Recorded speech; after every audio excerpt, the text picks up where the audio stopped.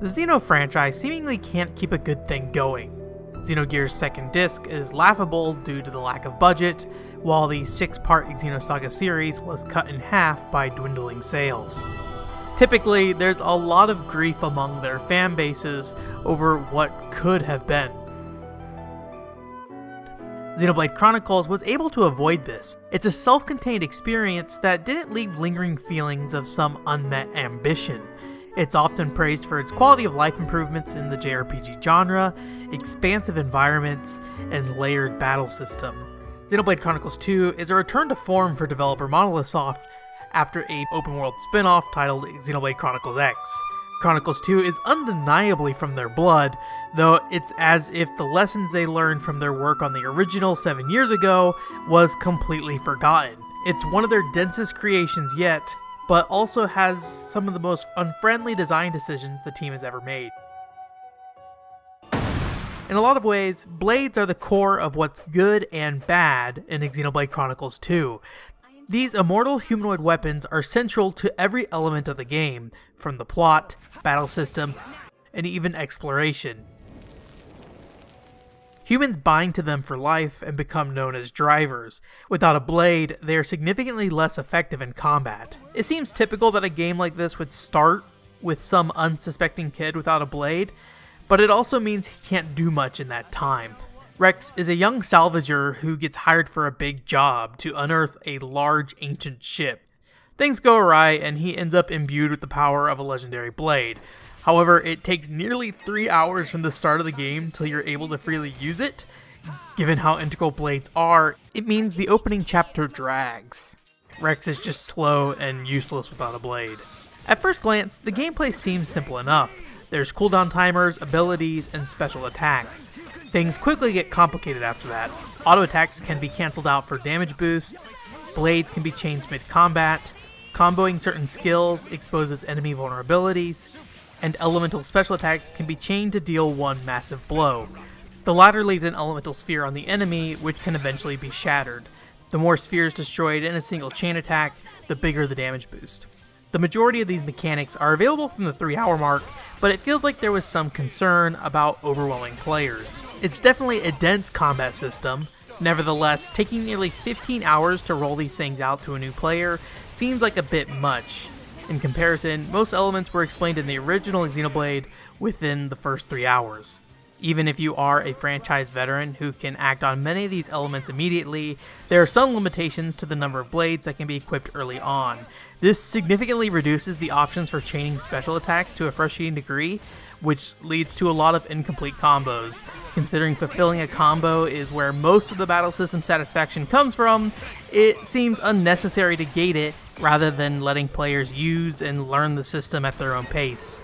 Once you do get there though, it's flashy, in-depth, and has a lot of moving parts that can be exploited to increase damage. It's so busy that rarely every piece perfectly falls into place.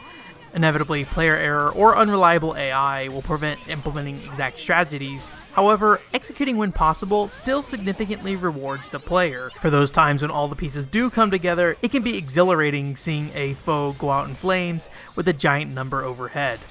With the amount of depth that goes into battles, you may not be surprised to find a lot of customization elements here. If you want to dump time into menus, there's plenty to tweak. For a casual playthrough though, it gets a bit excessive. Each driver has 2 accessory slots, a pouch for consumable items, 3 blades they can equip, a leveling system for different types of blades, as well as a leveling chart to unlock certain stats and ability bonuses. From that point, a blade can be equipped with a weapon modifier, multiple accessories, as well as has their own upgrade paths. This adds up fast as there's 5 characters with 3 blades each, but then there's even more. One of the characters has 3 of his own unique blades. In addition to having the weapon modifier and affinity chart, each also has a set of 11 equipable slots that, as far as I can tell, are only upgradable by playing a completely unrelated minigame called Tiger Tiger, which is not very good. and you just gotta grind it over and over to level a single character's weapons. It's a cute idea, but a nightmare. Overall, it's an unreasonable amount of stuff to manage, and the menus are convoluted because of it all. That being said, typically if you put something of benefit on a driver or blade, you'll be fine. If you do invest the time, the game will reward you. Contributing to the feeling that Xenoblade Chronicles X is not expecting too much out of the player is the fact that it frequently doesn't know what they'll be capable of. There are story-specific blades attached to each character, but ultimately, most of them come from using core crystals. These crystals allow drivers to make random pulls. The majority of blades are generic, however, once in a while, rare blades will appear with more extensive affinity charts, extravagant designs, and their own story quests. The element of the results can be nudged, still there's no say in the role or weapon type. Attacker blades will end up on your healing focused driver, or a healer blade will end up on your damage dealing driver. It's not the end of the world. Still, some blades are left rotting on the wrong character.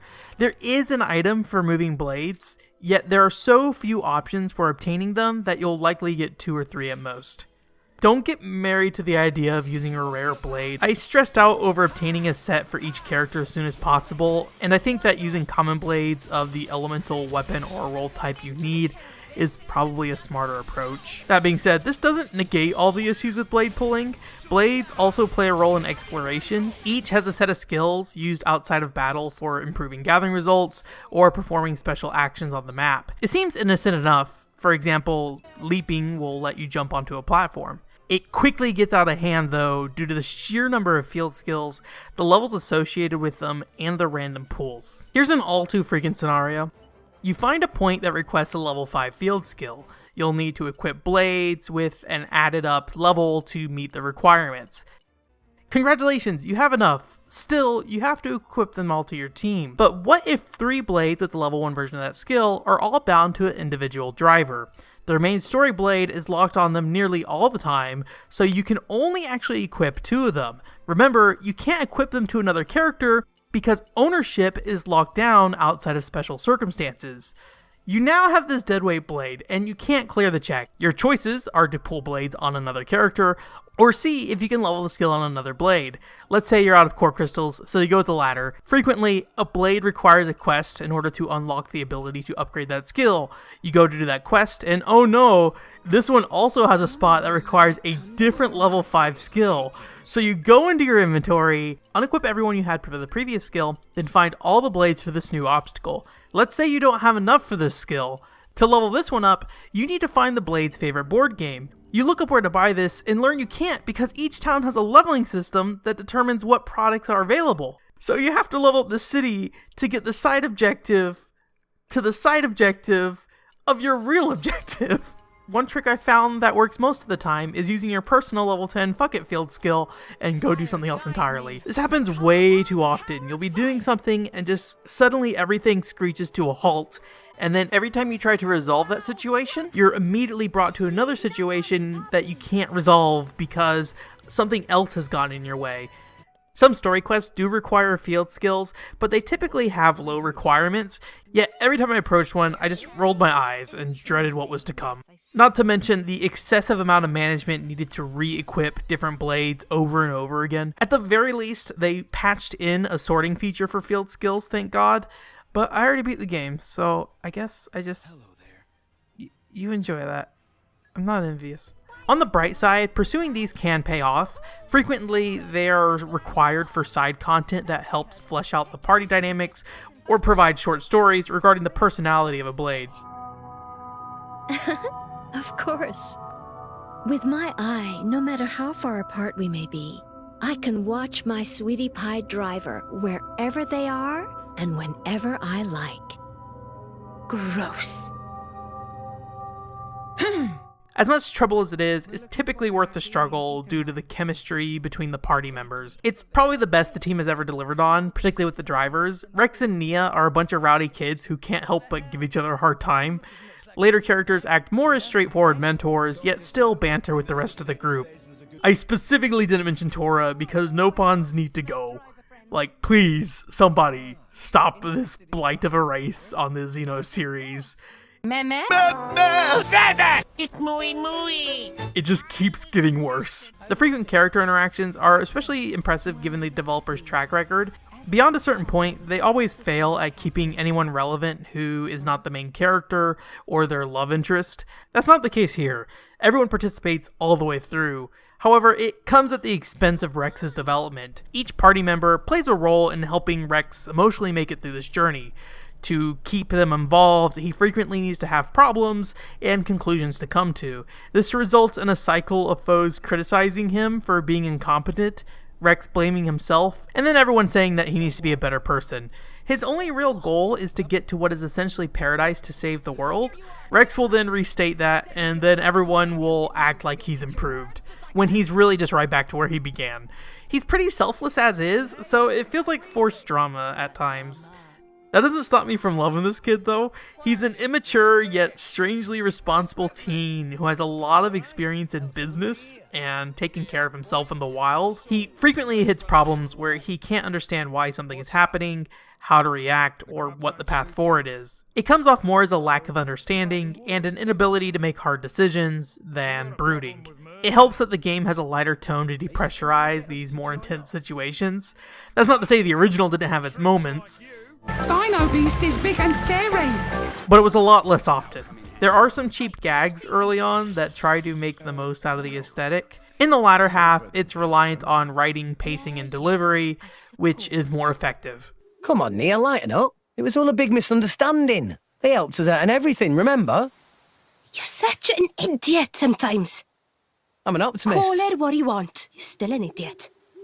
I feel mixed about the visual design. This isn't the direction the team is known for outside of their portable releases. To my eyes, it's a fairly straightforward look. Putting it side by side with Monolith's last title, Xenoblade Chronicles X, I think most would prefer Xenoblade Chronicles 2. I'm sorry, I actually like this one better. Given the extravagance of the blade design and the lighter tone, it was probably the right choice. What does puzzle me are the technical aspects, which leads to some aesthetic issues. While the vistas can be amazing, it often crumbles into a muddy mess. There's a blur effect which, when paired with the resolution drops, creates a weirdly smudged and pixelated image. It's strange. It looks and performs worse than the previous entry on a weaker console. It's beautiful when it works, but sometimes it's really ugly, which might sum up my feelings about Xenoblade Chronicles 2 as a whole. It's no surprise I've enjoyed it. With the exception of Xenosaga 3, each core Monolith release delivers to some extent. That being said, this is no Xenoblade Chronicles, for better or for worse. As much as I like the original, it's a surprisingly safe game compared to their previous titles. Nevertheless, that's also what made it so accessible. In that regard, Xenoblade Chronicles 2 is a significant step back for the developer as a whole. It feels pulled out of their mid-2000s portfolio rather than building off their last success or charting new waters. That being said, their RPGs from that era are some of my favorite, so I'm actually happy about how it turned out. It takes the core foundation of the Xenoblade Chronicles combat system and adds its own flavor to create something flawed, but unique. Much obliged. Just steady.